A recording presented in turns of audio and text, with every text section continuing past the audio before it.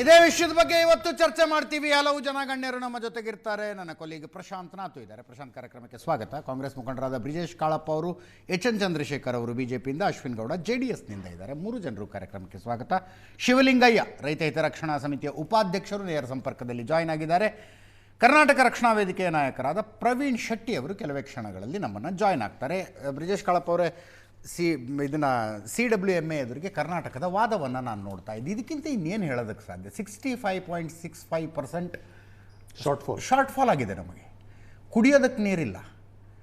ತಮಿಳುನಾಡಿನ ಹತ್ರ ಈ ಹಿಂದೆ ಬಿಟ್ಟಿರುವ ನೀರಿನ ಸ್ಟೋರೇಜ್ ಇದೆ. ಇನ್ನು ಮುಂದೆ ಬರಲಿರುವ ನಾರ್ತ್ ಈಸ್ಟ್ ಮಾನ್ಸೂನ್ ನಮ್ಮಲ್ಲಿ ವೀಕ್ ಆದಾಗ ಅಲ್ಲಿಗೆ ಸ್ಟ್ರಾಂಗ್ ಆಗುತ್ತೆ ಅಂತ ಹಿಸ್ಟಾರಿಕಲ್ ಡೇಟಾ ಹೇಳ್ತಾ ಇದೆ. ಇದಕ್ಕಿಂತ ಇನ್ನೇನು ವಾದ ಮಾಡೋದಕ್ಕೆ ಸಾಧ್ಯ? ಇಲ್ಲ, ಎಲ್ಲ ನನ್ನ ಲೆಕ್ಕದಲ್ಲಿ ಇವತ್ತು ಸರ್ಕಾರದ ಯಾವ ಒಂದು ಅಪೀಲ್ ಇತ್ತು ಹಾಗೆ ಪ್ರಾಧಿಕಾರದ ಮುಂದೆ, ಅದು ಸಂಪೂರ್ಣವಾಗಿ ಪ್ರತಿಯೊಂದು ವಿಚಾರವನ್ನು ಅವ್ರ ಮುಂದೆ ಇಟ್ಟಿದೆ. ಪ್ರತಿಯೊಂದು ವಿಚಾರ ಅಂದರೆ ಇದರಲ್ಲಿ ಇರುವಂಥದ್ದು ಅಂಶ ಏನು ಅಂತ ಹೇಳಿದ್ರೆ, ಮೊದಲನೇದ 2018 ಆದಮೇಲೆ ಇದು ಬಹುಶಃ ಮೊದಲನೇ ಬಾರಿ ಇಂಥ ಒಂದು ಕಠಿಣ ಪರಿಸ್ಥಿತಿ ನಾವು ಎದುರಿಸ್ತಾ ಇರೋವಂಥದ್ದು. ಇದಕ್ಕಿಂತ ಮೊದಲು 2012-13ರಲ್ಲಿ ಖಂಡಿತವಾಗ್ಲೂ ಇಂಥ ಒಂದು ಪರಿಸ್ಥಿತಿಯನ್ನು ನಾವು ಎದುರಿಸಿದ್ದೀವಿ. ಬಟ್ ಆವಾಗ ಫೈನಲ್ ರಿಪೋರ್ಟ್ ಬಂದಿರಲಿಲ್ಲ. ಫೈನಲ್ ರಿಪೋರ್ಟ್ ಕೂಡ ಬಂದಿರಲಿಲ್ಲ. ಆಮೇಲೆ ಸುಪ್ರೀಂ ಕೋರ್ಟ್ ಕೂಡ ಇದ್ರ ಬಗ್ಗೆ ಒಂದು ಅದರ ಛಾಪಂತ ಬಿಟ್ಟಿರಲಿಲ್ಲ. ಇವಾಗ ಬಿಟ್ಟ ಮೇಲೆ ಬಹುಶಃ ಮೊದಲನೇ ಬಾರಿ ಇಂಥ ಒಂದು ಪ್ರಕರಣ ಇದು ಉದ್ಭವಿಸಿದೆ. ಸೊ ಈ ಕಾರಣದಿಂದ ಇವತ್ತು ಖಂಡಿತವಾಗ್ಲೂ ಇವತ್ತು ಒಂದು ಅಂತ ಹೇಳಿದ್ರೆ ನಾವೆಲ್ಲ ತಿಳಿದಾಗೆ ಇದರಲ್ಲಿ ಡಿಸ್ಟ್ರೆಸ್ ಫಾರ್ಮ್ಯುಲಾ ಇಲ್ಲ. ಡಿಸ್ಟ್ರೆಸ್ ಫಾರ್ಮ್ಯುಲಾ ಇಲ್ದಿದ್ದಾಗ ಅದು CWRC ಅಥವಾ ಫಾರ್ಮುಲಾ ಸರಿಯಾಗಿಲ್ಲ ಅಲ್ಲ, ಸರಿಯಾದಿಲ್ಲ. ಇವಾಗ ಏನಾಗಿದೆ ಅಂತ ಹೇಳಿದ್ರೆ ಟ್ರೈಬ್ಯುನಲ್ ರಿಪೋರ್ಟ್ ಮತ್ತು ಸುಪ್ರೀಂ ಕೋರ್ಟ್ ಕೂಡ ತಿಂಗಳಾನ್ಗಟ್ಲೆ ತಿಂಗಳಿಗೆ ಇಷ್ಟು ನೀವು ಬಿಡಲೇಬೇಕಾಗುತ್ತೆ ಅಂತ ಹೇಳಿದೆ ಅಷ್ಟೇ. But what about the years where we don't have rainfall? ಆ ಪರಿಸ್ಥಿತಿಯಲ್ಲಿ ನಾವು ಹೇಗೆ ಅಂತ ನಾವು ನೋಡಬೇಕಾಗಿರೋಂಥದ್ದು. ಇದೊಂದು ಒಳ್ಳೆ ಅವಕಾಶ ಇತ್ತು ಅವ್ರಿಗೂ ಕೂಡ. ಆಮೇಲೆ ತಮಿಳುನಾಡಿಗೂ ಕೂಡ ನೀವು ಸರಿಯಾಗಿ ಹೇಳಿದ ಹಾಗೆ ನಾವು ಕಳೆದ ವರ್ಷಗಳಲ್ಲಿ ನಾವು ಎಷ್ಟು ಬಿಟ್ಟಿದ್ದೀವಿ. ನಾವು ಪ್ರತಿ ವರ್ಷದಲ್ಲಿ ಮಳೆ ಚೆನ್ನಾಗಿದ್ದಾಗ ಕರ್ನಾಟಕ ಬಿಡದೇ ಇರುತ್ತಾ? ಸೊ ಆ ಪ್ರಶ್ನೆಗಳೆಲ್ಲ ಖಂಡಿತವಾಗ್ಲೂ ಇವರು CWM ನೋಡಬೇಕಾಗಿತ್ತು. ಅದನ್ನು ನೋಡಿಲ್ಲ. ಅವ್ರು ಏನು ಮಾಡಿದ್ದಾರೆ, ಅದನ್ನು without application of mind straight away ಇದ್ದದನ್ನು ಅವರು CWRC ಏನು ಕೊಟ್ಟಿದೆ ಅದನ್ನು ಸ್ಟ್ರೇಟ್ ಅವೇ ಅಲೌ ಮಾಡಿದೆ. ಅದು ಹೊರತು ಇವತ್ತು ಏನೂ ಚೇಂಜ್ ಮಾಡಿಲ್ಲ, ಏನೇನೂ ಚೇಂಜ್ ಮಾಡಿಲ್ಲ. 15 ದಿನ ನೀವು 3,500 ಕ್ಯೂಸೆಕ್ಸ್ ನೀವು ಬಿಡಲೇಬೇಕಾಗತ್ತೆ ಅಂತೇಳಿ ಅದು ಎಫೆಕ್ಟಿವ್ಲಿ ನಾವು ಬಿಡಬೇಕಾಗಿರೋದು 5.5 to 6 TMC ಬಿಡಬೇಕಾಗುತ್ತೆ. ಅಲ್ಲಿ ನೀವು 3,500 ಕ್ಯೂಸೆಕ್ಸ್ ಅಲ್ಲಿಂದ ರಿಲೀಸ್ ಮಾಡಿದ್ರೆ ಇಲ್ಲಿ 3,500 ಮುಟ್ಟುತ್ತೆ. ಸೊ ಇವೆಲ್ಲ ಯೋಚನೆ ಮಾಡಿಕೊಂಡು ಖಂಡಿತವಾಗ್ಲೂ ನಮಗೆ ತೊಂದರೆ ಆಗಿದೆ. ಬಟ್ ಒಂದು ಇದರಲ್ಲಿ ಒಳ್ಳೆ ಅಂಶ ಅಂತ ಹೇಳಿದ್ರೆ, ಇವಾಗ ಸ್ವಲ್ಪ ಕೊಡಗಲ್ಲಿ ಸ್ವಲ್ಪ ಮಳೆ ಬರ್ತಾ ಇದೆ. ಸ್ವಲ್ಪ ಮಳೆ ಬರ್ತಾ ಇದೆ ಅಂದರೆ ನಮಗೆ ಗ್ರೌಂಡ್ ರಿಪೋರ್ಟ್ ಬರ್ತಿರುವಂಥದ್ದು. ಇವತ್ತು ನೆನ್ನೆ ಕೂಡ ಬಂದಿದೆ, ಇವತ್ತು ಕೂಡ ಬಂದಿದೆ. ಸೊ ಸ್ವಲ್ಪ ಮಳೆ ಬರ್ತಾ ಇದೆ. ಬಟ್ ಅದು ಸಾಕಾಗುತ್ತಾ ಅನ್ನೋಂಥ ಪ್ರಶ್ನೆ, ಅದನ್ನು ಖಂಡಿತವಾಗ್ಲೂ ಅದು ಟೆಕ್ನಿಕಲಿ ನೋಡಬೇಕಾಗುತ್ತೆ. ಎಷ್ಟು to what extent is the rain. ಇವತ್ತಿನ ಗುರುವಾರ ಸರ್, ಭಾನುವಾರ ಸರ್ವಪಕ್ಷಗಳ ಸಭೆ ಮಾಡ್ತಾರಂತೆ. ಸರ್ವಪಕ್ಷ ಸಭೆಯಲ್ಲಿ ತೀರ್ಮಾನ ಆಗೋ ತನಕ ನೀರು ಬಿಡಲ್ಲ ಅಂತ. ನೀರು ಬಿಡದೆ ಹೋದರೆ ಸುಪ್ರೀಂ ಕೋರ್ಟ್ಗೆ ಹೋದಾಗ ನಮ್ಮ ಕೇಸ್ ವೀಕ್ ಆಗುತ್ತೆ. ಅದ್ರ ಜೊತೆ ಇನ್ನೊಂದು ಪ್ರಶ್ನೆ ಕೂಡ ಇದೆ ಬ್ರಿಜೇಶ್ ಅವರೇ. ಕಳೆದ 4-5 ದಿನಗಳಿಂದ ಈಗ CWMAಗೆ ಹೋಗೋಕ್ಕಿಂತ ಮುಂಚೆ ಕೂಡ 3-4 ದಿನ ಆಯಿತು ನಿಮ್ಮ ಇಡೀ ನಾಯಕ ತಂಡ ಪೂರ್ತಿ ದಿಲ್ಲಿಯಲ್ಲೇ ಬಿಡ್ಬಿಟ್ಟಿದೆ. ಸರ್ವಪಕ್ಷಗಳ ಸಭೆಯನ್ನು ಕರ್ನಾಟಕದಲ್ಲಿ ಕರೆದು ನಾವು CWMAಗೋ ಸುಪ್ರೀಂ ಕೋರ್ಟ್ಗೂ ಹೋಗ್ತಕ್ಕಂಥ ನಿರ್ಣಯವನ್ನು, ಅಂದರೆ ನೀವು ವಿನಾಕಾರಣ ನಿಮ್ಮ ಹೈಕಮಾಂಡ್ ಟೈಮ್ ಕೊಡ್ತಿಲ್ಲ ಅಂತ 3-4 ದಿನ ವೇಸ್ಟ್ ಮಾಡಲಿಲ್ವಾ ಅಂತ ನನ್ನ ಪ್ರಶ್ನೆ. ಇಲ್ಲ, ಅದಕ್ಕೂ ಇದಕ್ಕೂ ಸಂಬಂಧ ಏನು? ಅದಕ್ಕೂ ಸಂಬಂಧ ಇದೆ. CWMA ಆರ್ಡರ್ ಇವತ್ತಾಗಿರುವಂಥದ್ದು. CWMA order is a final order. After this we go to the supreme court. ಇವಾಗ ಏನೇ ಆಗಲಿ, ಇವಾಗ ಪ್ರಶ್ನೆ ಇರೋದೇನು, 30th ಜುಲೈಯಿಂದ CWRC ಆರ್ಡರ್ ಇದ್ದಿದ್ದು ನೀವು ನೀರು ಬಿಡಿ ಅಂತ. ಇದುವರೆಗೂ ನೀರು ಬಿಟ್ಟಿಲ್ಲ. CWMA ಆರ್ಡರ್ ಆದಮೇಲೂ ಕೂಡ ನೀರು ಬಿಟ್ಟಿಲ್ಲ. So how are we affected? ಅವರು ಇಲ್ಲಿದ್ರು, ಇಂಗ್ಲೆಂಡಲ್ಲಿದ್ರು, ಬೇರೆ ಕಡೆ ಇದ್ರು. ಪೊಲಿಟಿಕ್ಸ್ ಅಲ್ಲ, ಪೊಲಿಟಿಕ್ಸ್ ಬೇಕಾದ್ರೆ ಇವ್ರು BJPನವರು JDSನವ್ರು ಮಾತಾಡ್ಕೊಳ್ಳಿ, ಆಯ್ತಾ? ಜನರಲ್ ಪ್ರಶ್ನೆ ಸರ್, ಜನರಲ್ ಪ್ರಶ್ನೆ ಅಂತ ಹೇಳಿದ್ರೆ ಹಾಗಾದ್ರೆ ಮೆಂಬರ್ಸ್ ಆಫ್ ಪಾರ್ಲಿಮೆಂಟ್ ಇರ್ತಾರೆ, ಅವ್ರೇನು ಗಲಾಟೆ ಮಾಡ್ತಿಲ್ಲ. ಇವಾಗ CWMA and CWRC are both creations of central government. ಅವ್ರು ಯಾಕೆ ಬಿಡ್ತಾ ಇದ್ದಾರೆ? BJPನವ್ರು ಇಲ್ಲ ಅಲ್ವಿ? ಅವ್ರು BJPನವ್ರು ಇದಾರೆ, 19 ಜನ ಇದಾರಲ್ಲ, ಅದು ನಿಲ್ಲಿಸಬೇಕಾಗಿತ್ತು. CWRC ನಿಲ್ಲಿಸಬೇಕಾಗಿತ್ತು, CWMA ನಿಲ್ಲಿಸಬೇಕಾಗಿತ್ತು. ಸೊ ಇವೆಲ್ಲ ನೋಡಿ, ರಾಜಕೀಯವಾಗಿ ನೀವು ಇದನ್ನು ಡಿಸ್ಕಷನ್ ಮಾಡ್ಕೊಂಡು ಹೋದರೆ ಪ್ರತಿಯೊಬ್ಬರ ಮೇಲೂ ನೀವು ಒಂದೊಂದು ಬೆಟ್ ತೋರಿಸ್ಬೋದು. ಸೊ ಅದಕ್ಕೋಸ್ಕರ ನಾವು ಇವಾಗ ಏನು ಮಾಡಬೇಕಾಗಿದೆ, ಎಲ್ಲ ಜೊತೆಗೆ ನಿಂತು ನಾವು ಅದನ್ನು ಎದುರಿಸುವಂಥ ಒಂದು ಒಳ್ಳೆ ಪ್ಲ್ಯಾನ್ ಮಾಡಬೇಕಾಗತ್ತೆ ಹೊರತು ಇದರಲ್ಲಿ ಎಲ್ಲರಿಗೂ ಬೆಟ್ ತೋರಿಸ್ಕೊಂಡು ಇಲ್ಲ ನೀವು ತಪ್ಪಿತಸ್ಥರು ನೀವೆಲ್ಲ 10 ದಿನ ಅಂತ ಇಲ್ರಿ. ಅಲ್ಲ, ಪ್ರಶ್ನೆ ಅಂತೂ ಕೇಳಲೇಬೇಕು. ಅಲ್ಲ, ಅದಕ್ಕೋಸ್ಕರ ನಾನು ಹೇಳ್ತಾ ಇದ್ದೀನಿ, ಇವಾಗ ಪ್ರಶ್ನೆ ಇರುವಂಥದ್ದು ಅಫ್ಕೋರ್ಸ್ ಪೊಲಿಟಿಕಲಿ ಯಾವ ಸಿಚುವೇಶನ್ ಇದೆ ನಮ್ಗೆ ಗೊತ್ತಿದೆ. ಅಲ್ಲಿ ಗಲಾಟೆ ಆಯಿತು, CJP ಗಲಾಟೆ ಆಯಿತು, ಅದಾದಮೇಲೆ ರಾಹುಲ್ ಗಾಂಧಿ ಅವರು ಇದ್ರ ಕೂತರು, ಇವಾಗ ಪಾರ್ಲಿಮೆಂಟ್ ಸೆಷನ್ ನಡೀತಿದೆ. ಆ ಮಧ್ಯದಲ್ಲಿ ನಮ್ಮ ಕ್ಯಾಬಿನೆಟ್ ಎಕ್ಸ್ಪ್ಯಾನ್ಷನ್ ಮಾಡಬೇಕಾಗಿದೆ, ಅದಕ್ಕೆ ಹೋಗಿದ್ದಾರೆ. ಹೋಗ್ಬಿಟ್ಟು ಅದು ಬಂದೇ ಬರ್ತಾರೆ. ಅದ್ರ ಬಗ್ಗೆ ಎರಡು ಮಾತಿಲ್ಲ. ಅದು ಮುಗಿದೆ, ಇವತ್ತು ಮೀಟಿಂಗ್ ಕೂಡ ಮುಗಿದಿದೆ. CWMA ಇವತ್ತು ಮುಗಿದಿದೆ, ಅವ್ರ ಮೀಟಿಂಗ್ ಕೂಡ ಮುಗಿದಿದೆ, ಅವರೆಲ್ಲ ಹೊರಟಿದ್ದಾರೆ ವಾಪಸ್ ಬರೋದಕ್ಕೆ. ಸೊ ಅದರಲ್ಲಿ ಏನು ಸಮಸ್ಯೆ ಇಲ್ಲ, ಆಯಿತಾ. ಈ ಪರಿಸ್ಥಿತಿನ ಹೇಗೆ ಎದುರಿಸೋದು ಅದು ಮುಖ್ಯ. ಇವತ್ತು ಈ ಪರಿಸ್ಥಿತಿ ಪ್ರತಿಯೊಬ್ಬರಿಗೂ ಒಂದೊಂದು, ಇವಾಗ ಯಡಿಯೂರಪ್ಪನವ್ರು ಸಿಂಗಲ್ ಪರ್ಸನ್ ಇರಲಿಲ್ವಾ, ತಿಂಗಳಾನುಗಟ್ಟಲೆ ಅವ್ರು ಮುಖ್ಯಮಂತ್ರಿ ಆಗ್ಬಿಟ್ಟು. ಸೊ ಅವೆಲ್ಲ these are all political necessities. ನಮ್ಗೆ ಒಳ್ಳೇದೋ ಕೆಟ್ಟದೋ ನಾವು we have to follow them. When we are in major political parties we have to follow them, ಆಯ್ತಾ. ಸೊ ಅದು ಏನಿಲ್ಲ, ಅರ್ಧ ರಾಜ್ಯ ಸಮಸ್ಯೆಯಲ್ಲಿರುವಾಗ ಮುಖ್ಯಮಂತ್ರಿ ಆದಂಥವ್ರು ಇಲ್ಲಿ ಇದ್ಕೊಂಡು ಸಿಚುವೇಶನ್ ಹ್ಯಾಂಡಲ್ ಮಾಡಬೇಕು. ಅಲ್ಲಿ CWMA ಮೀಟಿಂಗ್ಸ್ ಎಲ್ಲ ಡೆಲ್ಲಿಲೇ ಆಗ್ತಿರೋದು. ಸೊ ಡೆಲ್ಲಿಲಿ ಇದ್ರೆ ತಪ್ಪೇನಾಗ್ತದೆ? ಮುಖ್ಯಮಂತ್ರಿಗಳು ಅಟೆಂಡ್ ಮಾಡೋದಿಲ್ಲ ಸರ್. ಅಲ್ಲ, ಅವರು ಅವಾಗ ಡೆಲ್ಲಿಲಿಂದ ಫಾಲೋ ಅಪ್ ಮಾಡ್ಬೋದಲ್ಲ. ಶಿವಲಿಂಗ ಅವ್ರ ನನ್ನ ಧ್ವನಿ ಕೇಳಿಸ್ತಾ ಇದೆಯಾ ಸರ್? ಖಂಡಿತ ಕೇಳಿಸ್ತಾ ಇದೆ, ಹೇಳಿ ಸರ್. ಸರ್, ಮಾಡಬಹುದಾದ ಎಲ್ಲ ವಾದಗಳನ್ನು ಕರ್ನಾಟಕ ಮಾಡ್ತು, CWMA ಕೇಳಿಸ್ಕೊಂಡಿಲ್ಲ. ಅಟ್ಲೀಸ್ಟ್ 3,500 ಪರ್ ಡೇ ಇದ್ದದ್ದನ್ನು 2,500 ಕ್ಯೂಸೆಕ್ಸ್ ಪರ್ ಡೇಗಾರು ಇಳಿಸ್ತಾರೇನೋ ಅಂತ ನಿರೀಕ್ಷೆ ಇತ್ತು. ಖಂಡಿತ ಸರ್, ಖಂಡಿತವಾಗ್ಲೂ ಸರ್ ಕಡಿಮೆ ಮಾಡ್ತಾರೆ ಅಂತೇಳಿ ನಾವು ಕೂಡ ಅಂದ್ಕೊಂಡಿದ್ವಿ. ಸರ್, ತಾವು ಮಾತಾಡ್ತಾ ಹೋಗಿ. ಈಗ ಏನು CWRC ಇದೆ, CWRC is A technical committee. ಹೌದು. ಈ ಟೆಕ್ನಿಕಲ್ ಕಮಿಟಿನ ಡ್ಯೂಟೀಸ್ ಅಂಡ್ ರೆಸ್ಪಾನ್ಸಿಬಿಲಿಟೀಸ್ನ ಅವರು ಖಂಡಿತವಾಗ್ಲೂ ಕೂಡ ಅವರು ಡಿಸ್ಚಾರ್ಜ್ ಮಾಡಿಲ್ಲ. ಅವರು ಇವತ್ತಿನ ಈ ಒಂದು ಸನ್ನಿವೇಶವನ್ನು ಪೂರ್ತಿ ಅರ್ಥ ಮಾಡಿಕೊಳ್ದೇನೆ ಅವ್ರ ಜವಾಬ್ದಾರಿಯಿಂದ ಅವರು ಅಲ್ಲಿ ಜವಾಬ್ದಾರಿಯುತವಾಗಿ ಮಾಡಿಲ್ಲ. ಅವರು ಯಾವ್ಯಾವ ಡ್ಯಾಮಲ್ಲಿ ಎಷ್ಟೆಷ್ಟು ನೀರಿದೆ ಅದೇ ಇಂಟಿಗ್ರೇಟೆಡ್ ಆಗಿ ಎಲ್ಲವನ್ನೂ ಕೂಡ ನೋಡಿ, ಅವರ ಕಷ್ಟ ಸುಖಗಳನ್ನು ನೋಡಿ ಅವರ ನೀರನ್ನು ಆ್ಯಕ್ಚುಲಾಗಿ ಡಿಸೈಡ್ ಮಾಡಬೇಕಾಗಿತ್ತು. ಆದರೆ ಅವರು ಮಾಡದೇ ಇರೋದಕ್ಕೆ ನಾವು ಅಪೀಲ್ ಹೋಗಿದ್ವಿ, ಅಥಾರಿಟಿ ಹತ್ರ ಅಪೀಲ್ ಹೋಗಿದ್ವಿ.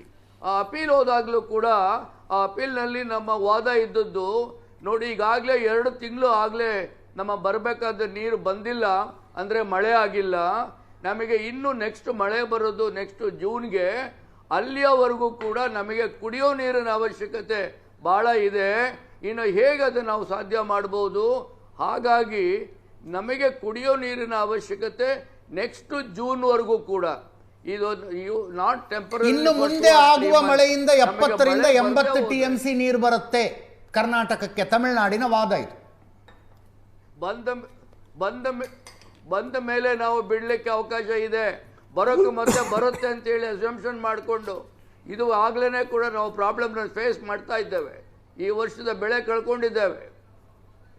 ಆದುದರಿಂದ ಈ ಟೆಕ್ನಿಕಲ್ ಅಡ್ವೈಸರಿ ಕಮಿಟಿ ಏನು ಇವತ್ತು ರಿಪೋರ್ಟ್ ಕೊಟ್ಟದನ್ನು ಅಥಾರಿಟಿ ಒಪ್ಕೊಂಡಿದೆ, ನಮಗೆ ಉಳಿದಿರುವಂಥದ್ದು ನಾವು ಇಲ್ಲ ಸುಪ್ರೀಂ ಕೋರ್ಟ್ಗೆ ಹೋಗಬೇಕು, ಇಲ್ಲ ಅಂತಂದರೆ ನಮ್ಮ ಈಗ ಏನು CWMA ಮತ್ತು CWRC ಮೇಲೆ ನಂಬಿಕೆ ಇಲ್ಲ.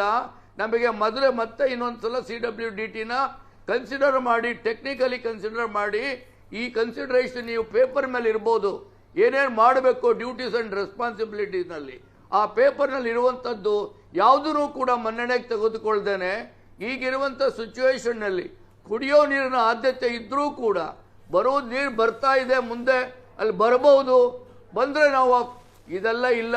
ನಮ್ಮ ಹತ್ರ ಸ್ಟಾಕ್ ಇದ್ದರೆ ನಾವು ಇನ್ನು ಮುಂದೆ 10 ತಿಂಗಳು ನಮಗೆ ಕುಡಿಯೋದಕ್ಕೆ ನೀರು ಎಷ್ಟು ಬೇಕಾಗತ್ತೆ ಅಷ್ಟನ್ನ ನೀರನ್ನ ಇಟ್ಕೊಂಡು ಬಿಡ್ಲಿಕ್ಕೆ ಸಾಧ್ಯತೆ ಹೊರತು, ಇಲ್ಲ ಅಂತಂದರೆ ನಾವು ನೀರು ಬಿಡೋದು ಹೆಂಗೆ ಸಾಧ್ಯ ಆಗತ್ತೆ?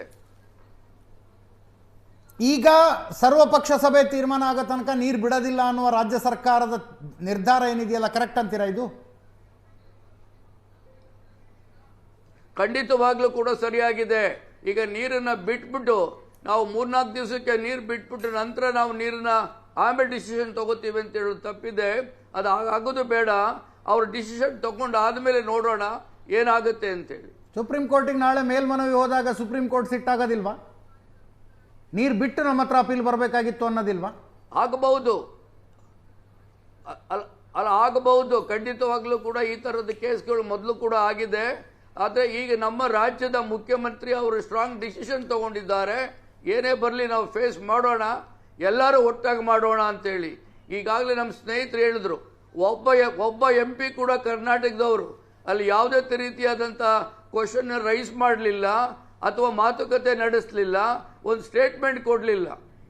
ಹೀಗಾಗಿ ನಮ್ಮ MP ಗಳು ಕೂಡ ನಾವು ಪ್ರೈಮ್ ಮಿನಿಸ್ಟರ್ನ ನಾವು ಪ್ರೆಷರೈಸ್ ಮಾಡಬೇಕು. ಈ ಥರ ನಮಗೆ ತೊಂದರೆಗಳಾಗ್ತಾ ಇದೆ. ಈ ತೊಂದರೆಗಳಿಂದ ನಮಗೆ ಈಗ ಬಂದಿರುವಂತಹ CWRC ಏನು ಟೆಕ್ನಿಕಲ್ ಕಮಿಟಿ ಇದೆ, ಆ ಕಮಿಟಿಯಿಂದ ತುಂಬ ಅನ್ಯಾಯ ಆಗ್ತಾ ಇದೆ. ಈ ಅನ್ಯಾಯಕ್ಕೆ ಪೂರಕವಾಗಿ ನಾವು CWTನ ಮತ್ತೆ ಕಾನ್ಸ್ಟಿಟ್ಯೂಟ್ ಮಾಡಿಕೊಡಿ ಅಂತ ನಾವು ಕೇಳಬೇಕಾಗುತ್ತೆ. ಪದೇ ಪದೇ ಇಂಥ ಸಿಚುವೇಶನ್ಗಳಲ್ಲಿ ತಮಿಳುನಾಡಿನ ಪರವಾಗಿ ನಿರ್ಧಾರಗಳು, ಕಾರಣ ಏನಿದೆ ಇದಕ್ಕೆ? ಏನು ತಮಿಳುನಾಡಿನ ರಾಜಕಾರಣಿಗಳ ಮೋಸ್ಟ್ ಇನ್ಫ್ಲೂಯೆನ್ಸ್ ಮಾಡಬಹುದಾ? ಇದು ಹಲವಾರು ಕಾರಣಗಳಿದ್ದಾವೆ ಇದಕ್ಕೆ. ಅಲ್ಲಿ ಕೊಟ್ಟಿರುವಂಥ ಇನ್ಫ್ಯಾಕ್ಟ್ ನಾವು CWT ತೀರ್ಮಾನ ನಾವು ತೆಗೆದು ನೋಡೋದಾದರೆ ಎಷ್ಟು ಡಾಟಾಗಳನ್ನು ಅವ್ರು ಕೊಟ್ಟಿದ್ದಾರೆ, ಆ ಡಾಟಾ ಯಥಾಸ್ಥಿತಿ ಅವರನ್ನು ಇಂಪ್ಲಿಮೆಂಟ್ ಮಾಡಿದ್ದಾರೆ. ಅದೇ ರೀತಿ ಅದನ್ನು ಇಂಪ್ಲಿಮೆಂಟ್ ಮಾಡಿದ್ದಾರೆ. ನಮ್ಮ ಡಾಟಾಗಳ ಕಡೆ ನಾವು ಲೆಕ್ಕ ಹಾಕೋದಾದರೆ ಆ ರಿಪೋರ್ಟ್ಗಳಲ್ಲಿ 5 ವಾಲ್ಯೂಮ್ ಏನು ಬಂದಿದೆ ಅವ್ರ ಡಿಸಿಷನ್ಸು, ಅದರಲ್ಲಿ ಅವರು ಕೊಟ್ಟಿರುವಂಥ ಡಾಟಾಗಳೇ ಮೆಜಾರಿಟಿ ಕಂಡು ಬರುತ್ತೆ. ಕಾರಣ ಏನಾಯ್ತು? ಬಹುಶಃ ಅವರಿಗಿರುವಷ್ಟು ಒಲವು ನಮ್ಮ ಯಾವ ಡಾಟಾ ಸರ್? ಅವರ ಡೇಟಾ ಕನ್ಸಿಡರ್ ಮಾಡಿ ತೀರ್ಮಾನ ಕೊಡುವುದಕ್ಕೆ ಕಾರಣ ಏನಿರಬಹುದು? 65.65% ನೀರಿನ ಒಳಹರಿವು ಕಡಿಮೆ ಆಗಿದೆ, ಮಳೆಗಾಲ ಕಡಿಮೆ ಆಗಿದೆ. ಇದಕ್ಕಿಂತ ಕಾರಣ ಇನ್ನೇನು ಕೊಡೋದಕ್ಕೆ ಸಾಧ್ಯ? ಕರ್ನಾಟಕ 40 TMC ನೀರನ್ನು ರಿಸರ್ವ್ ಆಗಿ ಕುಡಿಯೋದಕ್ಕೆ ಅಂತ ಇಟ್ಕೊಂಡಿದ್ದೀರಿ, ಅದನ್ನು ಬಿಡೋದಕ್ಕಾಗೋದಿಲ್ಲ ಅನ್ನೋದಕ್ಕಿಂತ ಇನ್ನೇನು ಕಾರಣ ಕೊಡ್ಬೋದು ಕರ್ನಾಟಕ? ನಾವು ತಮಿಳ್ನಾಡಲ್ಲಿ ಈಗ ಹೋಗಿ ನಮ್ಮ ಮಂಡ್ಯ MLA ಹೋಗಿ ಇವಾಗ ಎಷ್ಟು ನೀರು ಹೊರ ಹೋಗ್ತಾ ಇದೆ, ಸಮುದ್ರಕ್ಕೆ ಸೇರ್ತಾ ಇದೆ, ಆ ನೀರನ್ನು ಚಿತ್ರೀಕರಣ ಮಾಡಿ ನಮಗೆ ಕಳಿಸಿರುವಂಥ ಸನ್ನಿವೇಶಗಳು ಕೂಡ ಇರುವಂಥ ಸ್ಥಿತಿನಲ್ಲಿ ಅವರು ಮಾಡಬೇಕಾದ ಕರ್ತವ್ಯಗಳನ್ನು, ಆ ಕರ್ತವ್ಯ ಲೋಪದಿಂದ ನಮಗೆ ತೊಂದರೆ ಆಗ್ತಾ ಇದೆ. ಅಲ್ಲ, ಬಟ್ ಶಿವಲಿಂಗ ಅವರೇ, ಈಗ ನೀವು ರೈತರು ಹೌದು, ನೀವು ಇಂಜಿನಿಯರಿಂಗ್ ಬ್ಯಾಕ್ಗ್ರೌಂಡಿಂದ ಇರೋರು ಕೂಡ ಹೌದು. ಇವತ್ತಿನ ಪರಿಸ್ಥಿತಿಯಲ್ಲಿ ತಕ್ಷಣಕ್ಕೆ ಈ ಸಮಸ್ಯೆ ಪರಿಹಾರ ಆಗಬೇಕಾದ್ರೆ ಸರ್ಕಾರ ಏನು ಮಾಡಬೇಕು ಅಂತ ಸಲಹೆ ಕೊಡ್ತೀರಿ? ಈಗ ನೀವೇನು ಹೇಳ್ತಾ ಇದ್ದೀರಿ, ಇಲ್ಲ ಪಾರ್ಟಿಸನ್, ಇದನ್ನು ನಾವು ಅನೇಕ ಬಾರಿ ಹೇಳಿದ್ದೀವಿ. ಅದು ತೀರ್ಪು ಬಂದು ಸುಪ್ರೀಂ ಕೋರ್ಟ್ ಅದರಲ್ಲಿ 3 ಸದಸ್ಯರ ಪೀಠ ತೀರ್ಪನ್ನು ಕೊಟ್ಟು ಕೂಡ ಆಗಿದೆ. ಇವತ್ತಿನ ಪರಿಸ್ಥಿತಿಯಲ್ಲಿ ತಕ್ಷಣಕ್ಕೆ ಈ ಮ್ಯಾಟರ್ ರಿಸಾಲ್ವ್ ಆಗಬೇಕಾದ್ರೆ ನೀವು ಹೇಳ್ತಿದ್ರಿ ಇಲ್ಲ ಪೊಲಿಟಿಕಲ್ ಲೀಡರ್ಶಿಪ್ ಇಂಟರ್ವ್ಯೂನ್ ಆಗಬೇಕು ಅಂತ. ನನಗೇನು ಅನ್ಸಲ್ಲ. ಇವತ್ತಿನ ಸಂದರ್ಭದಲ್ಲಿ ಸುಪ್ರೀಂ ಕೋರ್ಟ್ನ ತೀರ್ಪು ಬಂದ ನಂತರ ಕೇಂದ್ರ ಸರ್ಕಾರದಲ್ಲಿ ಯಾರೇ ಇರಲಿ ಅವರೇನು ಇಂಟರ್ವ್ಯೂನ್ ಆಗೋಲ್ಲ. 2 ಬಾಡಿಗಳಿವೆ, 2 ಅಥಾರಿಟಿಗಳು ಈಗ ತೀರ್ಪನ್ನು ಕೊಟ್ಟಾಗಿದೆ. ಅಲ್ಟಿಮೇಟ್ಲಿ ನಾವು ಹೋಗಬೇಕಾಗಿರ್ತಕ್ಕಂಥದ್ದು ಸುಪ್ರೀಂ ಕೋರ್ಟ್ಗೆ. ಸುಪ್ರೀಂ ಕೋರ್ಟ್ನೆಲ್ಲ ಒಂದು ಮೇಲ್ಮನವಿ ಅರ್ಜಿಯನ್ನು ನಿಶ್ಚಿತವಾಗಿ ಸಲ್ಲಿಸ್ತೀವಿ. ಈಗ ಅದು ಬಿಟ್ಟು ಸರ್ಕಾರ ಏನು ಮಾಡಬಹುದು ಅಂತಕ್ಕಂಥದ್ದು ನಿಮಗೆ ಅನ್ಸುತ್ತೆ? ಸರ್ಕಾರ ಮಾಡಬೇಕಾದದ್ದು ಬಹುಶಃ ತಮಿಳುನಾಡು ಮತ್ತು ಕರ್ನಾಟಕದ ಚೀಫ್ ಮಿನಿಸ್ಟರ್ಗಳನ್ನು ಕರೆದು ಒಂದು ಸಂಧಾನ ಸೂತ್ರವನ್ನು ಮಾಡಲಿಕ್ಕೆ ಇಮಿಡಿಯೇಟ್ ಆಗಿ ಮಾಡಲಿಕ್ಕೆ ಅವಕಾಶ ಇದೆ ಅಂತ ನಮಗಾರು ಅನಿಸುತ್ತೆ. ಅಲ್ಲ, ಬಟ್ ಗೊತ್ತಿಲ್ಲ ನಂಗೆ ಬ್ರಿಜೇಶ್ ಮೇಟಲ್, ಇವತ್ತಿನ ಸಂದರ್ಭದಲ್ಲಿ ಪೊಲಿಟಿಕಲ್ ಲೀಡರ್ಶಿಪ್ ಕೆಲಸ ಇಲ್ಲ. ಹಿಂದೆ ಇತ್ತು ಕಾವೇರಿ ರಿವರ್ ಅಥಾರಿಟಿ ಇದ್ದಾಗ. ಈಗ CWRA ಮತ್ತು CWMA ಬಂದ ನಂತರ ಟೆಕ್ನಿಕಲ್ ಟೀಮ್ ಅದು ಪೊಲಿಟಿಕಲ್ ಲೀಡರ್ಶಿಪ್ ಬಹಳ ಈ ವಿಕೋಪಕ್ಕೆ ಹೋದಾಗ ಏನು ಮಾಡ್ಬೋದೋ ಗೊತ್ತಿಲ್ಲ ನನಗೆ. ಬಟ್ ಇವತ್ತಿನ ಪರಿಸ್ಥಿತಿಯಲ್ಲಿ ತಕ್ಷಣಕ್ಕೆ ಪ್ರಧಾನಮಂತ್ರಿಗಳು ಮಧ್ಯಪ್ರವೇಶಿಸಲಿಕ್ಕೆ ಅವಕಾಶ ಉಂಟಾ ಕಾನೂನಿನ ದೃಷ್ಟಿಯಿಂದ? ಇಲ್ಲ, ಪ್ರಧಾನಮಂತ್ರಿಗಳು ಯಾವತ್ತೂ ಕೂಡ ಇದರಲ್ಲಿ ಇಂಥ ವಿಚಾರದಲ್ಲಿ ಅವ್ರು ಕೈ ಹಾಕಿದ್ರೆ ಯಾರು ಕೂಡ ಅವ್ರನ್ನ ನಿರಾಕರಣೆ ಮಾಡಿ ಇಲ್ಲ ಸಾರಿ ಅಂತ ಹೇಳೋದಿಲ್ಲ. ಯಾರೇ ಆಗಲಿ, ತಮಿಳ್ನಾಡಾಗಲಿ ಕರ್ನಾಟಕ ಆಗಲಿ. ಇವಾಗ ಕೃಷ್ಣ ವಿಚಾರದಲ್ಲಿ ಪ್ರತಿಯೊಂದು ರಾಜ್ಯದಿಂದ ತಮಿಳ್ನಾಡು ಇವಾಗ it's not A party state in the Krishna water dispute, ನಿಮ್ಗೆ ಚೆನ್ನಾಗಿ ಗೊತ್ತಿದೆ. ಆದರೂ ಕೂಡ ಆ ಸಂದರ್ಭದಲ್ಲಿ ತಮಿಳ್ನಾಡಿನ ಚೆನ್ನೈಗೆ ನೀರು ಬೇಕಾಗಿದೆ ಇಂದಿರಾ ಗಾಂಧಿ ಇದ್ದಾಗ ಆವಾಗ 15 TMC 3 ರಾಜ್ಯಗಳಿಂದ ಹರಿಸಬೇಕಾಯಿತು. ಸೊ ಅಂಥ ಪರಿಸ್ಥಿತಿ ಕೂಡ ಇದೆ. ಪ್ರಧಾನಮಂತ್ರಿಗಳು ಎಲ್ಲಿ ಒಂದು ಮಾತು ಹೇಳ್ತಾರೆ ಖಂಡಿತವಾಗ್ಲೂ ಪ್ರತಿಯೊಬ್ಬರು ನಡ್ಕೊಳ್ತಾರೆ ಅದನ್ನು. ಪ್ರತಿಯೊಂದು ರಾಜ್ಯ ಕೂಡ ಎಂಥ BJP ಇರಲಿ, ಕಾಂಗ್ರೆಸ್ ಇರಲಿ, ಬೇರೆ ಪಕ್ಷ ಇರಲಿ, ಇನ್ನೊಂದು ಪಕ್ಷ ಇರಲಿ, ಖಂಡಿತವಾಗ್ಲೂ ನಡ್ಕೊಳ್ತಾರೆ. ಬಟ್ ಆ ಪ್ರಧಾನಮಂತ್ರಿ ಅಂತ ಆ ಒಂದು ಸ್ಟೇಚರ್ ಇರುವಂಥ ಪ್ರಧಾನಮಂತ್ರಿ ಇಂದಿರಾ ಗಾಂಧಿ ಆದಮೇಲೆ ಬಂದಿಲ್ಲ ಅಂತ ನಾನು ತಿಳ್ಕೊಳ್ತೀನಿ. ಏನಕ್ಕಂದರೆ ಅವರು ನಾಟ್ ಜಸ್ಟ್ ಹಿಯರ್, ಗೋದಾವರಿಯಲ್ಲಿ ಮಾಡಿದ್ದಾರೆ, ನರ್ಮದಾದಲ್ಲಿ ಮಾಡಿದ್ದಾರೆ. ಇಂಥ ಒಂದು ಏನಕ್ಕಂದ್ರೆ ನರ್ಮದಾ ರಾಜಸ್ಥಾನ್ ಕೊಡಬೇಕಾಗಿ ಸರ್, ಅದಾದ್ಮೇಲೆ ಕೇಸುಗಳು ನಡೆದು ಟ್ರಿಬ್ಯುನಲ್ಗಳಾಗಿ ಅವ್ರು ಕೇಳಿದ್ರೆ ಅವ್ರು ಹೇಳ್ತಾರೆ ರಾಹುಲ್ ಗಾಂಧಿ CWMA ಅಂತ ಕಮಿಟಿಗಳ ರಚನೆ ಆಗಿ, ಅಥಾರಿಟಿಗಳ ರಚನೆ ಹೆಂಗೂ ಸ್ಟ್ರೆಚ್ ಮಾಡ್ಬೋದು. ನಾಳೆ ಅವ್ರು ಹೇಳ್ತಾರೆ ಇಲ್ಲ ರಾಹುಲ್ ಗಾಂಧಿ ಶುಡ್ ಇಂಟರ್ವ್ಯೂನ್. ಇವ್ರು ಹೇಳಿದ್ರು ಅವಾಗ ಟ್ರೈಬ್ಯುನಲ್ ಇತ್ತು, 73ರಲ್ಲಿ ಟ್ರೈಬ್ಯುನಲ್ ಇತ್ತು. ಟ್ರೈಬ್ಯುನಲ್ ಇದ್ರೂ ಕೂಡ ಅವರು ಇಂಥ ಒಂದು ಒಪ್ಪಂದ ಮಾಡಿಸಿದ್ರು. ನೀವು ನಾನು ಕೃಷ್ಣ ವಿಚಾರದಲ್ಲಿ ಹೇಳ್ತಿರೋಂಥದ್ದು, ಅಲ್ಲ ಈಗ ಮಡ್ರಾಸ್ಗೆ ನಾವು ಆ ಟೈಮಲ್ಲಿ 5 TMC 3 ರಾಜ್ಯ ಕೊಟ್ಟಿರುವಂಥದ್ದು ಟ್ರೈಬ್ಯುನಲ್ ಇದ್ರೂ ಕೂಡ ಮಾಡಿದ್ರು. ಶಿವಲಿಂಗಯ್ಯ ಅವರೇ, ಹೌದು, ಇಟ್ ಈಸ್ ಪಾಸಿಬಲ್. ಖಂಡಿತ ಇದು ಸಾಧ್ಯ ಆಗುತ್ತೆ. ನಮ್ಮ MP ಗಳು ಪ್ರೆಷರ್ ಹಾಕಬೇಕು. ಸೊ ಪ್ರಧಾನಮಂತ್ರಿ ಅವರನ್ನು ಕಂಡು ಅವರಿಗೆ ಪ್ರೆಷರ್ ಹಾಕಿ, ಈ ಥರ ಸಂಕಷ್ಟ ಪರಿಸ್ಥಿತಿ ನಮಗಿದೆ, ಈ ರೀತಿಯಲ್ಲಿ ಕುಡಿಯೋದಕ್ಕೂ ನಮಗೆ ನೀರು ಆಗ್ತಾ ಇಲ್ಲ.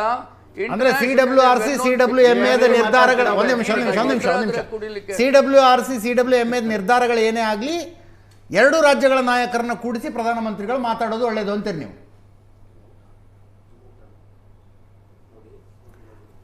ಖಂಡಿತವಾಗೂ ಒಳ್ಳೇದು. ತಮಿಳ್ನಾಡು ಯಾಕೆ ಒಪ್ಪತ್ರಿ? Obviously S.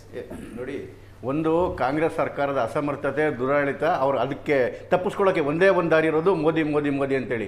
ಇವರಾರು ಶಿವಲಿಂಗಯ್ಯನವರು ಅಂತ ಪಾಪ ಎಕ್ಸ್ಪರ್ಟ್ ಬಂದವ್ರೆ, ಇವರು ಅಷ್ಟೇ ಒಂದು ಪಕ್ಷದ ವಕ್ತಾರ ತರ ಮಾತಾಡ್ತಾ ಇದ್ದಾರೆ. ಅಲ್ಲ, ನೀವು ಒಂದು ನಿಮಿಷ, ಒಂದು ಅಭಿಪ್ರಾಯ ಹೇಳಿದ ತಕ್ಷಣ ಪಕ್ಷದ ವಕ್ತಾರರು ಅಭಿಪ್ರಾಯದಲ್ಲೇ ಬರೋದು. ಅವರ ಏನೇನು ಅವರ ಮನಸ್ಸೊಳಗಡೆ ಏನಿದೆ ಅಂತೇಳಿ. CWRC ಬಂದಿದೆ, CWMA ಬಂದಿದೆ, ಟ್ರಿಬ್ಯುನಲ್ ಬಂದಿದೆ. ಟ್ರಿಬ್ಯುನಲ್ ಆದ್ಮೇಲೆ ಸುಪ್ರೀಂ ಕೋರ್ಟ್ ಹೋಗಬೇಕು. ಇಲ್ಲಿ MP ಗಳು ಪ್ರಧಾನಮಂತ್ರಿಗಳ ಪಾತ್ರ ಎಲ್ಲಿ ಬರುತ್ತೆ? ಸರ್ಕಾರದ ಅಸಮರ್ಥತೆ ಕಾರಣಕ್ಕೋಸ್ಕರ ಇವತ್ತು ನಮ್ಮ ರೈತರು ಇವತ್ತು ಬೀದಿಗೆ ನಿಂತಿರೋದು. ಒಂದು ಎಕ್ಸಾಂಪಲ್ ಹೇಳ್ತೀನಿ ನಿಮಗೆ, ಏನು ಅಸಮರ್ಥತೆ ಈ ಸರ್ಕಾರದ ಅಂತೇಳಿ. ಹೋದ ವಾರ 23ನೇ ತಾರೀಕು DCM ಶಿವಲಿಂಗಯ್ಯ ಸರ್ ಬರ್ತೀನಿ ನಾನು, ತಮ್ಮ ಹತ್ರ ಬರ್ತೀನಿ ನಾನು. ಎಸ್ ಅಜಿತ್, ಹೋದ ವಾರ 23ನೇ ತಾರೀಕು, ಜುಲೈ 23ನೇ ತಾರೀಕು DCM ಅವರು ತುಮಕೂರಲ್ಲಿ ಒಂದು ಬರ ನಿರ್ವಹಣಾ ಸಮಿತಿದ ಒಂದು ಮೀಟಿಂಗ್ ಕರೆದ್ರು. ಅದ್ರಲ್ಲಿ ಅವರೇ ಹೇಳಿದ ಮಾತು, ರಾಜ್ಯದಲ್ಲಿ ತುಮಕೂರು ಜಿಲ್ಲೆನಲ್ಲಿ 2 ವರ್ಷದಿಂದ 381 ಮಳೆ ಮಾಪನ ಕೇಂದ್ರದಲ್ಲಿ 147 ಮಳೆ ಮಾಪನ ಕೇಂದ್ರಗಳು ಕೆಲಸ ಮಾಡ್ತಿಲ್ಲ. ಯಾರು ಹೇಳಿದ್ದು? DCM ಹೇಳಿದ್ದು. ಕತ್ತೆ ಕಾಯ್ತಾ ಇದೆಯಾ ಸರ್ಕಾರ? ಮಳೆ ಮಾಪನ ಕೇಂದ್ರಗಳ ನಡೀತಿಲ್ಲ ಅಂತ ಹೇಳಿದ್ರೆ ನೀವು ಯಾವ ಡಾಟಾ ತಗೊಂಡು ಹೋಗ್ತಾ ಇದ್ದೀರಾ? ನೀವು ಅಲ್ಲಿಗೆ ಡಾಟಾ ಎಲ್ಲಿಂದ ಸಿಗ್ತಾ ಇದೆ ನಿಮಗೆ? ಮಳೆ ಕಡಿಮೆ 2 ವರ್ಷದಿಂದ ಎಷ್ಟಾಗಿದೆ, ಎಷ್ಟಾಗಬೇಕಾಗಿತ್ತು? ಇದು ಕ್ಯಾಚ್ಮೆಂಟ್ ಏರಿಯಾ ನಮ್ದು, ಹಳೆ ಮೈಸೂರು ಭಾಗದಲ್ಲಿ. ಎಷ್ಟಾಗಿದೆ ಅಂತಕ್ಕಂಥ ಮಾಹಿತಿ ನಿಮ್ಮ ಹತ್ರ ಇಲ್ಲ. ಕಬಿನಿಗೆ ನೀರು ಎಷ್ಟು ಬರ್ತಾ ಇದೆ, KRSಗೆ ನೀರು ಎಷ್ಟು ಬರ್ತಾ ಇದೆ ಅನ್ನೋದು ಗೊತ್ತಾಗೋದಿಲ್ವಾ? ಡಾಟಾಗಳು ಇವ್ರು ಹೇಗೆ ಫೇಲ್ ಆಗಿದ್ದಾರೆ ಅಂತೇಳಿ. ಅದೇ ರೀತಿ ಇವತ್ತು ಇವ್ರು ಹೇಳ್ತಾ ಇದ್ದಾರೆ, ಯಾರು ನಮ್ಮ ಅರ್ಗ ಜ್ಞಾನೇಂದ್ರ ಹೇಳ್ತಾ ಇದ್ದಾರೆ, ಶಿವಮೊಗ್ಗದಲ್ಲಿರ್ತಕ್ಕಂಥ 285 ಮಳೆ ಮಾಪನ ಕೇಂದ್ರದಲ್ಲಿ 75 ಕೆಲಸ ಮಾಡ್ತಿಲ್ಲ ಅಂತೇಳಿ. ಅಂದ್ರೆ ಯಾವ್ಯಾವ ಕೆಲಸ ಮಾಡ್ತಿದ್ದೇವೆ ಅದ್ರ ರಿಪೇರಿ ಮಾಡಿಸ್ಬೇಕು ಅಂತ ಗೊತ್ತಿಲ್ಲ. ಡಾಟಾ ಇಲ್ಲಿಂದ ಸಿಗುತ್ತೆ ನಿಮಗೆ, ನಿಮ್ ಕಬಿನಿ ಒಳಗಡೆಗೆ ಸಿಗ್ಬೋದು. ಅದು ಪರಿಸ್ಥಿತಿ ಇರ್ತಕ್ಕಂಥ ಡಾಟಾ. ಒಂದು ನಿಮಿಷ, ಫಾರ್ ಎಕ್ಸಾಂಪಲ್ ಯಾಕೆ ಹೇಳ್ತೀನಿ ಅಂತ ಹೇಳಿದ್ರೆ, ನೋಡಿ, ಜಲಸಂಪನ್ಮೂಲ ಸಚಿವರಾಗಿದ್ರು ಇದೇ DK ಶಿವಕುಮಾರ್ ಅವರು. ಹೋದ ಇದರೊಳಗಡೆಗೆ 2 ಕಾರ್ಯದರ್ಶಿ ಲೆವೆಲ್ಗಳ ಮೀಟಿಂಗ್ ಆಗಿರೋದು 2 ವರ್ಷದಲ್ಲಿ. ಒಂದು 17 ಸೆಪ್ಟೆಂಬರ್ 2024, 21 ನವೆಂಬರ್ 2025. ಇದು ಕರ್ನಾಟಕದ ನೀರಾವರಿ ಪರಿಸ್ಥಿತಿ. ಯಾಕೆ ಹೇಳಿದೆ ಅಂತ ಹೇಳಿದ್ರೆ, ಕಳೆದ ಬಾರಿ ವಿಪರೀತ ಮಳೆ ಜಾಸ್ತಿ ಆಗಿತ್ತಲ್ವಾ, ಆ ಸಂದರ್ಭದಲ್ಲಿ ಶೇಖರಣೆ ಮಾಡಬೇಕಾಗಿದ್ದು ಎಲ್ಲೆಲ್ಲಿ ಶೇಖರಣೆ ಮಾಡಬೇಕು, ಯಾವ್ದು ಹೆಚ್ಚುವರಿ ಇಟ್ಕೋಬೇಕು, ಹಿಡಿದಿಟ್ಕೋಬೇಕು ಅಂತಕ್ಕಂಥದ್ದನ್ನು ಯಾರು ಗೈಡ್ ಮಾಡಬೇಕು? ಎಲ್ಲಿ ಹಿಡಿದಿಟ್ಕೊಳಕ್ಕಾಗತ್ರಿ? ಗೈಡ್ ಯಾರು ಮಾಡಬೇಕು? ಹಾಗಾದ್ರೆ ನೀವು ಮೀಟಿಂಗ್ ಮತ್ತೆ ಜಲಸಂಪನ್ಮೂಲ ಸಚಿವರು ಯಾಕಾಗಿದ್ದೀರಿ? ನೀವು ಯಾಕಾಗಿದ್ದೀರಿ? ಈ ಬಾರಿ ನೋಡಿ, ಇದು ಮಹಾರಾಷ್ಟ್ರ ಆಯ್ತು, ಸಚಿವರ ಮೇಲೆ ಆರೋಪ ಮಾಡುವಂಥದ್ದು ನಿಮಗೆ ಹಕ್ಕಿದೆ, ಅಧಿಕಾರ ಇದೆ. ಮನುಷ್ಯನಿಗೆ ಕುರ್ಚಿ ಬೇಕು ಅಂತ ಡೆಲ್ಲಿಗೆ ಹೋಗಿ ನಾನು ಗಾಳಿ ಕುಡಿಯಕ್ಕೆ ಬಂದಿಲ್ಲ, ನಾನು ನೀರು ಕುಡಿಯಕ್ಕೆ ಬಂದಿಲ್ಲ ಅಂತ ಬರೀ ರಾಜಕಾರಣ ಮಾಡ್ಕೊಂಡ್ ಬಂದ್ರಲ್ಲ. ರೈತರ ಬಳಿ ಬೆಕ್ಕಿಗೆ ಬಿದ್ದಿದ್ದೇನಕ್ಕೆ? ಈ ಜಲಸಂಪನ್ಮೂಲ ಸಚಿವರು ಕರೆದು ಇವಾಗ ರಾಮಲಿಂಗಾರೆಡ್ಡಿ ಅವ್ರು ಮಾಡಿದ್ದಾರೆ, ಅವ್ರಿಗೆ ಇಂಟ್ರೆಸ್ಟ್ ಇಲ್ಲ. ಅವ್ರು ಏನ್ ಮಾಡಬಹುದು ಅದನ್ನ ಹೇಳಿ, ಏನ್ ಮಾಡಬಹುದು? ರಾಮಲಿಂಗಾರೆಡ್ಡಿ ಅವ್ರಿಗೆ ಇಂಟ್ರೆಸ್ಟ್ ಬಂತಪ್ಪ ಏಕಾಏಕಿ, ಅಥವಾ ರಾಮಲಿಂಗಾರೆಡ್ಡಿ ಅವರ ಬದಲು ಇಂಟ್ರೆಸ್ಟ್ ಇರುವ ಇನ್ಯಾರೋ ಸಚಿವರು ಬಂದ್ರು, ಏನ್ ಮಾಡಬಹುದು? ಇವರು ಬೊಮ್ಮಾಯಿ ಅವರು ಜಲಸಂಪನ್ಮೂಲ ಸಚಿವರಾಗಿದ್ದಾಗ ಏನ್ ಮಾಡಿದ್ರು? ಮಾರು ವೇಷದಲ್ಲಿ ಇಲ್ಲಿನ ಅಫಿಷಿಯಲ್ಗಳನ್ನ ಇದಕ್ಕೆ ತಮಿಳುನಾಡಿಗೆ ಕಳಿಸಿದ್ರು. ಅಲ್ಲಿನ ಕ್ಯಾಬ್ಗಳನ್ನ ಮಾಡ್ಕೊಂಡು ಮಾಡಿ. ಯಾಕೆ ಅಂತ ಹೇಳಿದ್ರೆ, ಯಾವತ್ತೂ ಅವ್ರು ಕೊಡ್ತಕ್ಕಂಥ ಏನು ಮಾಹಿತಿಗಳಿದೆ ಅದು ಫರ್ಜಿ. ತಪ್ಪು ಕೊಡ್ತಾರೆ ಅಂತೇಳಿ ಮಾರುವೇಷದ ಅಫಿಷಿಯಲ್ಗಳನ್ನ ಕರೆಸಿ ಅಲ್ಲಿನ ತಮಿಳ್ನಾಡು ರಿಜಿಸ್ಟ್ರೇಷನ್ ಕ್ಯಾಬ್ಗಳು ಮಾಡ್ಕೊಂಡು ಅಲ್ಲಿನ ಕ್ಯಾಚ್ಮೆಂಟ್ ಏರಿಯಾಗೆ ಹೋಗಿ ಅಲ್ಲಿನ ಡ್ಯಾಮ್ಗಳಿಗೆ ಹೋಗಿ ಮಾಹಿತಿ ತಗೊಂಡು ಸರಿಯಾದ ಮಾಹಿತಿಯನ್ನು ತಗೊಂಡು ಕೊಟ್ಟಿದ್ರು. ನೀವು ಯಾವ ಪ್ರಯತ್ನ ಮಾಡಿದಿರಿ? ನೀವು ಏನು ಪ್ರಯತ್ನ ಮಾಡಿದಿರಿ ತಮಿಳ್ನಾಡನ್ನು ತಡೆಯೋಕೆ ಇಲ್ಲಿವರೆಗೂ? ಯಾವ ಮಾಹಿತಿ ಕೊಟ್ಟಿದ್ದೀರಿ? ಇದರಲ್ಲಿ ಮೇಕೆದಾಟು ವಿಚಾರದಲ್ಲಿ 3 ಲೆಟರ್ಗಳನ್ನ ಬರೀತು DMK ಸರ್ಕಾರ. ಯಾವುದು 2025 ಮೇನಲ್ಲಿ ಒಂದು ಲೆಟರ್ ಬರೀತು, ಡಿಸೆಂಬರ್ ಒಂದು ಲೆಟರ್ ಬರೀತು, ಮೊನ್ನೆ ಎಲೆಕ್ಷನ್ ನಡೆಯೋ ಸಂದರ್ಭದಲ್ಲಿ ಮೇ 2ನೇ ತಾರೀಕು ಒಂದು ಲೆಟರ್ ಬರೀತು. ನೀವು ಅದಕ್ಕೆ ಒಂದಾದ್ರೂ ಒಂದು ಪತ್ರ ಬರೆದ್ರ ನೀವು ವಾಪಸ್? ರೈಟ್, ಬಂದೆ CWMA ಬಳಿ ಇರಲ್ವಾ? ಸರ್ ಬಂದೆ ಮಾಹಿತಿ ಕೊಡಬೇಕಾಗಿಲ್ಲ.